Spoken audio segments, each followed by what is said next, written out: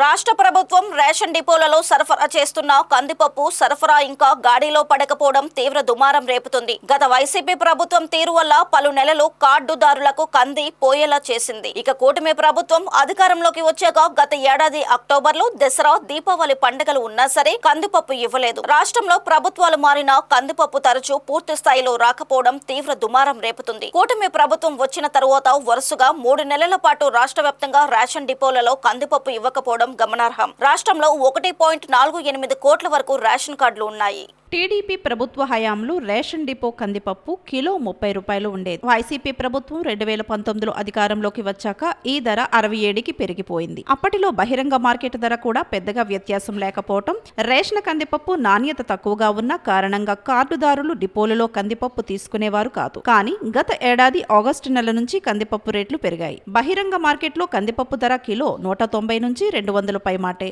జిల్లా యంత్రాంగం రైతు బజార్లో ఏర్పాటు చేసిన కౌంటర్లలో కందిపప్పు 120 వంతున విక్రయిస్తున్నారు. ఇక రైతు బజారులో గల గృహమిత్ర కౌంటర్లలో కిలో 130, సూపర్ బజార్ కౌంటర్లలో 136 వంతున విక్రయిస్తున్నారు. రేషన్ వాహనాల వద్ద ప్రతి నెల కార్డుదారులకు అవస్థలు తప్పడం లేదని ఆందోళన వ్యక్తం అవుతుంది. దీంతో గత 3 నెలలుగా కందిపప్పు రాలేదు అన్న సమాధానాలు వినిపిస్తున్నాయి. విశాఖ జిల్లాకి గుంటూరు జిల్లా వినుకొండ నుంచి కందిపప్పు దిగుమతి అయ్యేది. ఈ నెలలో పలు ప్రాంతాల్లో అమ్మవార్ల పండుగలు ఉన్నా సరే రేషన్ డిపోలలో కందిపప్పు ఇవ్వకపోవటం గమనార్హం. డిపోలో ప్రస్తుతం బియ్యం, పంచదార మాత్రమే ఇస్తున్నారు. గత వైసీపీ సర్కార్ రేషన్ డిపోలను మినీ షాపింగ్ మాల్స్ గా మారుస్తాం అన్న ప్రకటన ఆచరణ సాధ్యం కాలేదు. బహిరంగ మార్కెట్లో కందిపప్పు ధరలకు రెక్కలు రావడంతో రేషన్లో ఇచ్చే కందిపప్పుకి డిమాండ్ పెరిగినా సరఫరా మాత్రం కానరాకపోవటం సర్వత్రా విమర్శలకు తావిస్తుంది.